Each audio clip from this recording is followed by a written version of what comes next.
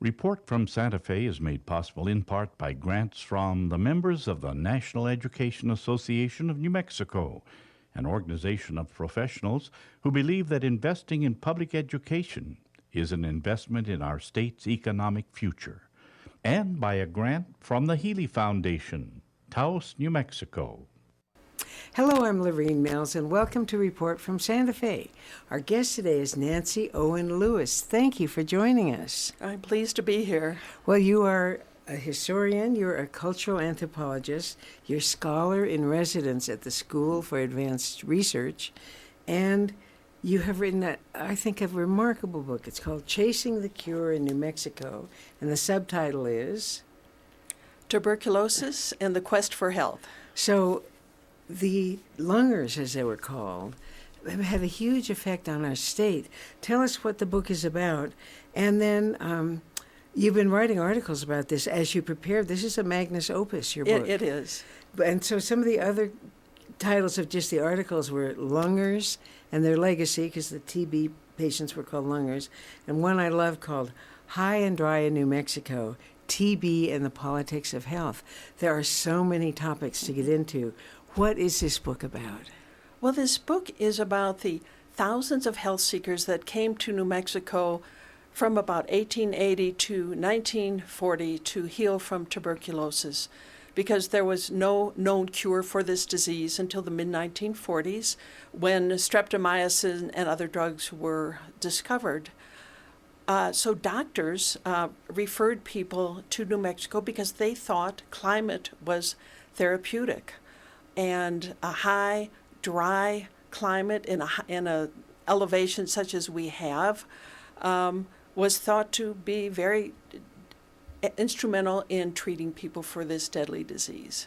And so they came from mostly this country, right, from the East Coast primarily. Yes. Uh-huh.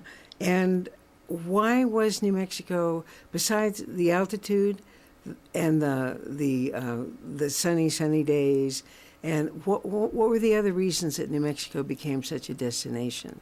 Well, the altitude was also considered to be very helpful in treating tuberculosis at this time.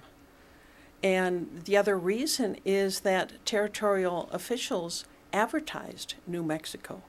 Remember, this is the time when New Mexico is struggling to become a state.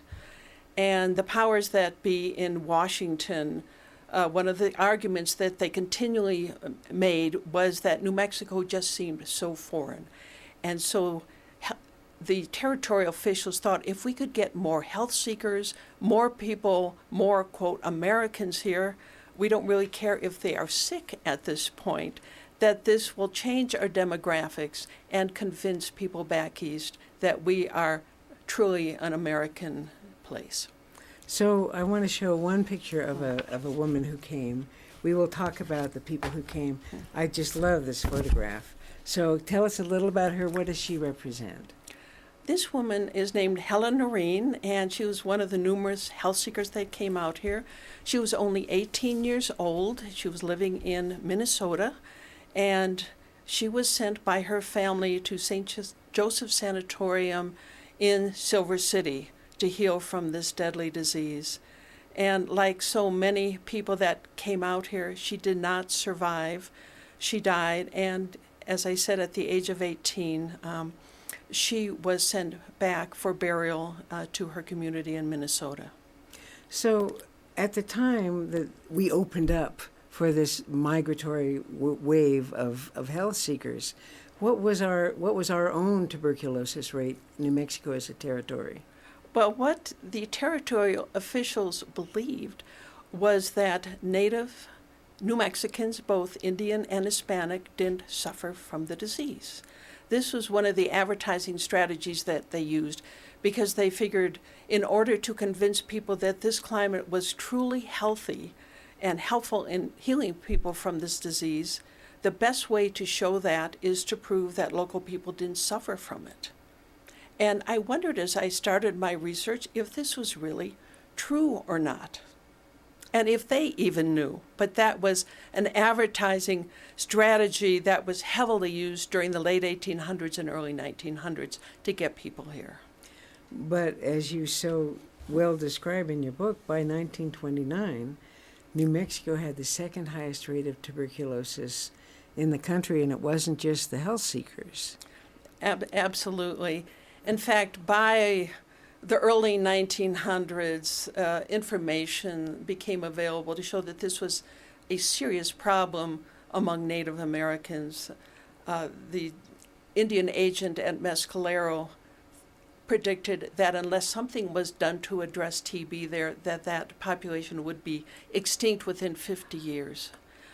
Then the government actually established 4 school sanatoriums in New Mexico during this period because so many children suffered from the disease. And then shortly thereafter, local doctors began to report that a number of their patients were Hispanic and were contracting tuberculosis. And they became very concerned that there were very few facilities available to treat native New Mexicans, And apart from the Indian sanatoriums. You have a picture I'd like you to show us from Cuesta of a Hispanic woman being treated for, yes, excellent. So did we do a particular health and education push at that time to control the spread of TB, or? Interestingly, our whole TB industry up until the 1930s was geared for out-of-state health seekers. And in 1918, Governor Lindsay was very concerned about the number of soldiers, people that had been discharged from the military due to TB. Half of them had Hispanic surnames, and he tried to find treatment for them. He contacted numerous sanatoriums in New Mexico. We had lots of them. We had over 70 at one time. And none of them had room because they said they were filled with out-of-state health seekers. It was not until 1936 that we established the first sanatorium to treat local residents. And then, of course, we did have the facilities to treat Native Americans by that time as well. So the discovery of the antibiotics that could cure was in the 40s. Yes. So this first wave was in the 1880s up through 19 teens and 20s, and then took another 20, 25 years to have a cure. What about indigent East Coast people with tuberculosis? Was this only for the wealthy? Was there a place it would take? Well, what happened originally during the late 1800s, everybody was encouraged to come here. We didn't have any facilities to address their needs. We didn't have sanatoriums for most of this time. People were encouraged to live in tents, etc. And also during this period, most people did not think the disease was contagious. We knew the bacillus existed. It had been discovered in 1882. But for a long period of time, the authorities said, well, we know that it exists, but it doesn't exist above 5,000 feet, so come on out. This obviously is not true. By the early 1900s, people were aware that this disease was terribly contagious.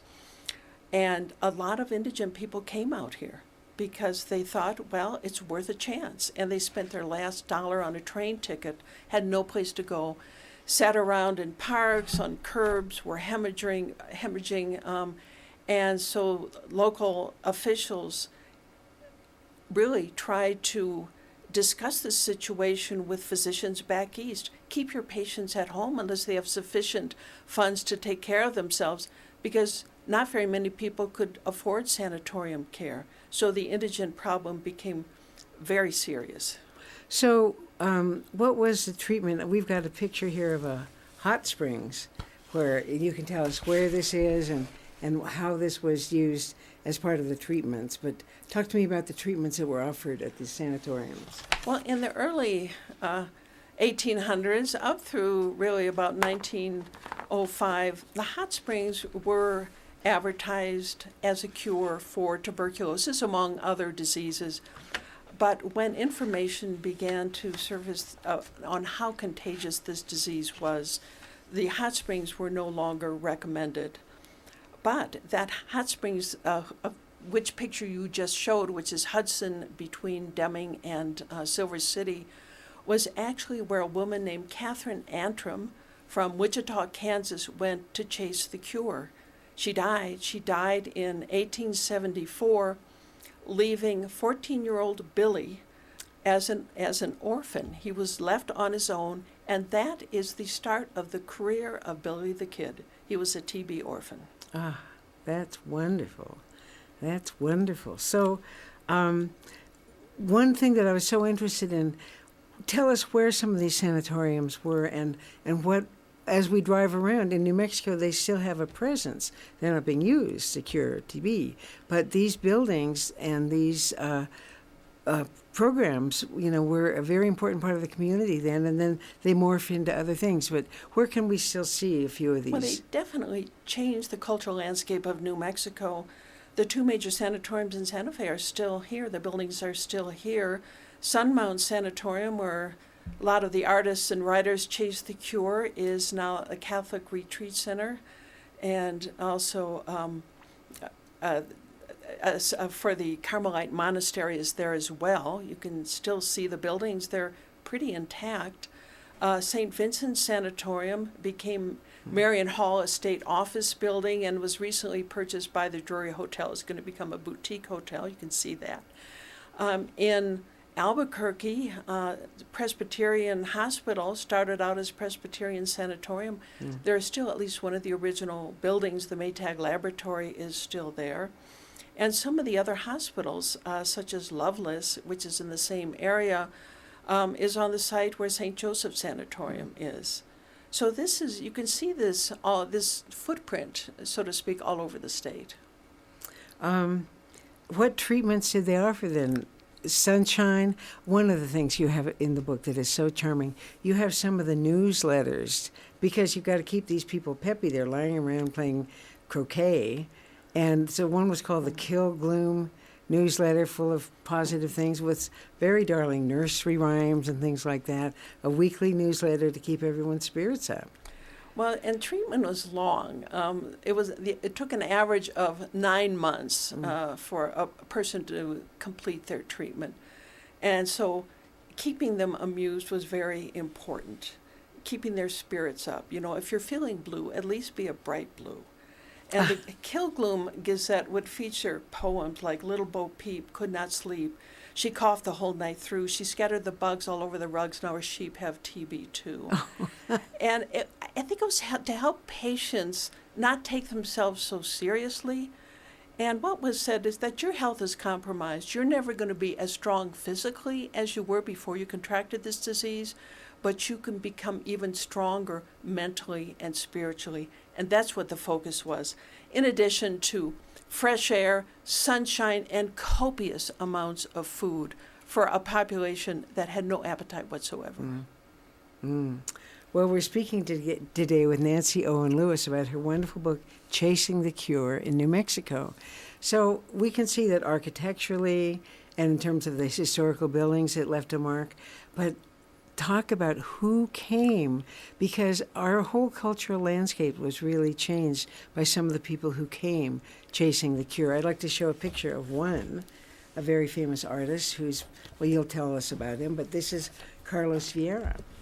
And he was the mentor of John Gaw Meem. But I'm going to let you tell some of the famous people who came and how they influenced our state. Well, our first 4 resident artists in Santa Fe who are responsible for starting our art colony all came as health seekers. And Carlos Vieira is one of them. He was also one of the first people hired by Edgar Lee Hewitt, founding director of the School for Advanced Research, as we're called today, in the Museum of New Mexico. He first came out here because his wife Cora had tuberculosis. And then there were other people that he hired, like Sheldon Parsons and Gerald Cassidy, also artists. But this was happening all over the state. I compiled a list of prominent health seekers in Albuquerque, and very easily I had a list of 65 people, business people, politicians, Carrie Tingley, who was the wife of Clyde Tingley, The reason he came was because his fiancée Carrie had the disease, and he stayed and became mayor of Albuquerque and our governor. But this was happening all over the state, and many of their descendants are still with us. In fact, I dedicated the book to the health seekers and to their descendants who remain. So name some of the artists, and there was also the woman who wrote The House at Ottawee Crossing, Dorothy McKibben. Yes, yeah. Dorothy McKibben, who was the gatekeeper for the Manhattan Project, sought treatment at Sun Mountain Sanatorium. And of course, you had John Gaw Meem, who was working in a bank in Brazil and was advised to go to New York to get a second opinion, and was advised by his doctor there to seek treatment in New Mexico. And he left the doctor's office very depressed about this, didn't know where to go, and he looked up in the setting sun and saw this sign flashing, Santa Fe, Santa Fe. It was a Santa Fe railroad, and so he came here and selected Sunmount. Alice Corbin Henderson, the well-known poet, chased the cure there. And in fact, there were so many of them that it became a salon, the Sunmount Salon, and provided poetry readings to the whole community. But this was happening elsewhere too. Albuquerque, French and French mortuary. Mr. French first came because his brother had tuberculosis, died, and Mr. French went on to become a mortician, which was a very profitable business at that time. Yeah. You talk this as a movement, so it had a beginning, I guess, when the diagnosis of TB was, everyone agreed on it, and that this was one particular disease. I'm sure they didn't know it was bacterial in origin, but then they sent the people out here, and so for 50 years we have the influence of these lungers and the legacy that they left. But what brought it to an end finally? First of all, our own TB rate skyrocketed. It absolutely did skyrocket. The Depression really helped bring it to a close, although there were still facilities there, but many people could not afford going out of state to seek treatment, and they certainly couldn't afford the rates that these places were charging, so many of them closed. But it was with the discovery of streptomycin and other drugs, and for a while they were still treated in the few remaining sanatoriums, but it soon became clear that this could be treated just as easily and much more economically on an outpatient basis. And where does tuberculosis stand now? I understand that there are problems with immigrant populations who haven't been treated, who I think through our public health initiative we're trying to get them the medicine, but because they're migratory and unstable, they don't maybe take the full course of antibiotics to kill the bug.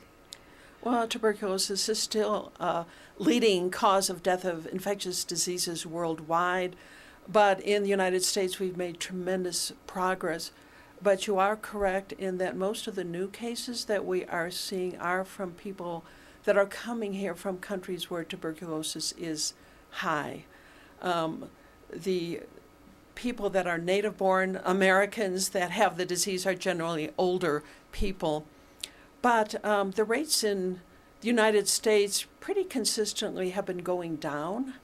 And I was looking at the number of TB cases in New Mexico. When you think of the hundreds and hundreds of them, pretty consistently over the past several years, we've been averaging about 50 cases. And those most affected are Native Americans and Hispanics, the two populations that we originally thought were immune to the disease. Yeah, I wonder how that they realize that, because they think they're native to this high, dry, wonderful place, and there's no history of it. It just took importing vast numbers of transmission vehicles, all these people with the disease, to suddenly... isn't that when our first Department of Public Health was started? Yeah, it started in 1919. The governor, when he could not find sanatoriums for these native New Mexicans that had been discharged from the Army, contacted the public health department, the public health service, and they sent Dr. Kerr to do a study of health in New Mexico, and he published it in 1918, and he concluded that tuberculosis was just rampant among these populations, and there were other health problems that we were experiencing, and he he urged the state of New Mexico to establish a public health department, and they did that the following year. And it hit the ground running and soon began addressing New Mexico's numerous problems, started a vital records department, because we had no idea who was dying, what the records were, because we weren't keeping them. But part of the issue was it took us so long to become a state, so we couldn't take advantage of those resources that other people had. So in 1912, we first started getting the migrants chasing the cure in 1880. Yes. And we weren't a state until 1912. Till 1912. And then took another 7 years to get a public health department. In fact, there was a public health survey done by the American Medical Association, published in 1916, and out of a score of possible 1,000 points, New Mexico got a score of 0. It was the only state to do so. And as one politician noted, New Mexico sells health but doesn't know whether she's healthy or not. Oh, my. So are there public health heroes back in the day that realized what needed to be done and worked to setting up that's a whole other show. It is a But whole I'm nother fascinated show. because, it took somebody to look around and say, let's inventory who's sick, who we're losing, and why. And so, but that's, let's stick with the lungers. Why were they called lungers? That's not an attractive phrase. It's not an attractive phrase, and I'm not sure where that originated, but it was used from the very beginning of this movement. And if you came out to chase the cure and you were in a sanatorium, you were told to think of yourself as a lunger, because if you didn't accept that you were a lunger, you were never going to heal. It's similar to AA, where you need to accept that you're an alcoholic. It was the same principle. Not a flattering term, but one that they readily, but that they accepted. And they realized also, if they were in a sanatorium, that they needed to recognize this fact and learn their lunger's tongue. There were all these terms that were particular to this diagnosis and this experience, like throwing a ruby, which meant that you hemorrhaged. But there's a whole range of terms that they used. One of your early articles, before you gathered all your work together in your wonderful book, was High and Dry in New Mexico, the Politics of Health. So what were the politics of health? Obviously, there was some tourism and promotion that here we've got this idyllic place with no TB, come here and you'll get well. Plus, it's very beautiful and very inspiring to come to New Mexico from the East Coast. But what were some of the other politics? Well, I definitely think, in this whole effort to get statehood, politically, the advertisements of native Mexicans not getting this disease, and what impact did that message have on the authorities to actually see if they were suffering from it? It was so pronounced, even among some of the doctors. But we know that the climate, that they don't normally contract this disease. But by 1910, Albuquerque had a death rate of 7 times the national average alone. But the belief was that this was caused by health seekers, not by local people. So I think the political aspect of this prevented this disease from being addressed among local people much later than it needed to be. And the other title of one of your early articles, Lungers and Their Legacy. So the legacy is so profound. It was a very important chapter in the history of our state. But talk to me about the legacy that you see. Well, there were thousands of them that came out here. A number of them recovered to to make incredible contributions to the state. I mean, just looking at Santa Fe, all of the artists and writers that came out here, John Gaw Meem. If we didn't have John Gaw Meem and Carlos Vieira, our architecture may look very different, but they developed this Spanish Pueblo style that spread around the state. That's certainly an incredible legacy. It brought numerous physicians out here who established the foundation of our current health system. Lovelace. Randolph Lovelace was a health seeker. He had tuberculosis. He came out here. He healed, and he and his partner, Dr. Lassiter, founded the Lovelace Clinic. We still have it. And so that was a tremendous legacy. Well, I want to talk a little about your legacy. Nancy Owen Lewis, our guest today. You are a cultural anthropologist. You're scholar in residence at the School of Advanced Research. But I was looking at, you've contributed to our state in many other ways. You did the first study about the effects of drive-up windows on drunk driving. You know, and because of your early work, there's clearly a cause and effect relationship between being able to drive up and purchase booze and then driving drunk. So I want to thank you for your contribution to our legacy in terms of the drive-up windows, but also this wonderful book. It's called Chasing the Cure in New Mexico. Great cover, by the way. And it's fascinating work. It's changed, again, how I drive around and see certain sites in Santa Fe. I think, oh, that's part of the legacy of the TB health seekers. So I want to thank you. Thank you. Our guest today is Nancy Owen Lewis, author of Chasing the Cure. I hope, what are you working on now?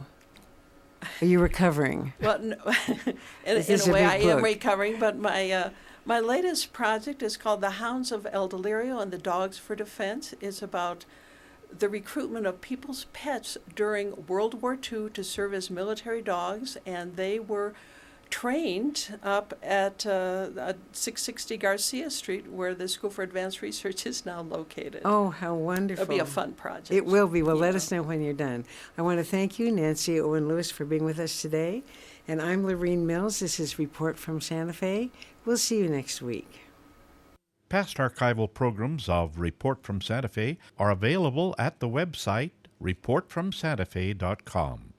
If you have questions or comments, please email info@reportfromsantafe.com. Report from Santa Fe is made possible in part by grants from the members of the National Education Association of New Mexico, an organization of professionals who believe that investing in public education is an investment in our state's economic future, and by a grant from the Healy Foundation, Taos, New Mexico.